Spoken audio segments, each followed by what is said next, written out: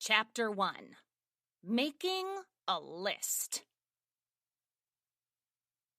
It is Friday, December 18th. It is 12:37 a.m. I am not asleep because I am making a list of questions to use when interviewing new best friend candidates.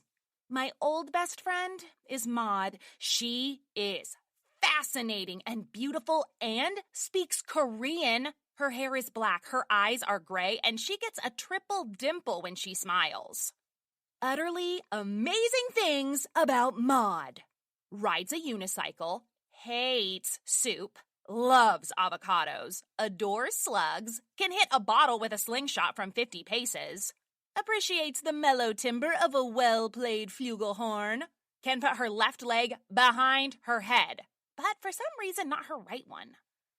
Maud recently moved to California, and I'm not sure my life will be possible without her. I tried to explain this to her mom and dad, but they refused to listen. We were the perfect problem-solving duo, known to clients and enemies alike as M&M Inc. I was the muscle and Maud was the brains. I collected clues and she connected dots.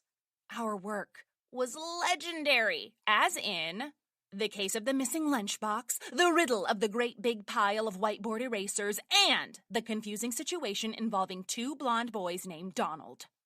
We were respected. We were feared. There was no problem we couldn't handle when we put our heads together. Since Maud left town, the cases take longer to solve and are only half as fun. Choosing her replacement is perhaps the most important decision I will ever make, and I need to get it right. And so, I am making a list.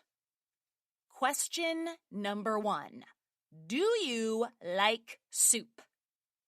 One day in kindergarten, they served us chicken noodle soup for lunch. But because soup of any kind is watery and horrible, both Maud and I cried so hard that Mrs. Swellinggrove sent us to the nurse's office to calm down.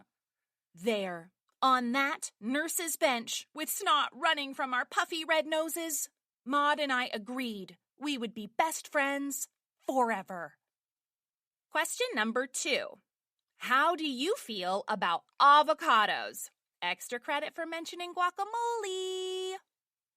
I had my first bite of guacamole on a blue corn chip at Maud's house one day in first grade. And since that electrifying moment, my life has never been the same. Avocados are special to me in the way that birthdays and water balloons and really ripe peaches are special to me. Having a best friend who doesn't like avocados would be like having a dentist who doesn't like washing his hands before sticking them in your mouth. Question number 3. Which are better, marshmallows or slugs? Should be obvious. After every rainstorm, Maud and I would go outside and look for slugs on drain pipes and fence posts. Because both of us agree that slugs are beautiful, remarkable creatures that get a bad reputation on account of being slimy.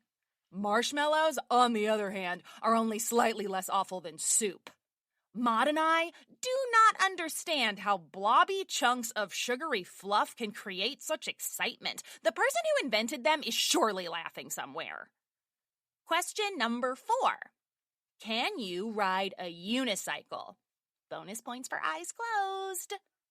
When we were in 2nd grade, Maud begged her parents for a unicycle, then practiced for a year until she could ride it forward and backward with her eyes closed. Try as I might, I cannot do it. Not forward, not backward, not even with my eyes open.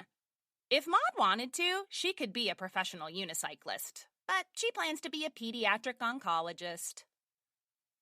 As I read through the list, my heart sinks to the bottom of the ocean in my chest. Trying to find another Maud Vandenkloot is like trying to take a nap while riding on the back of a galloping rhinoceros.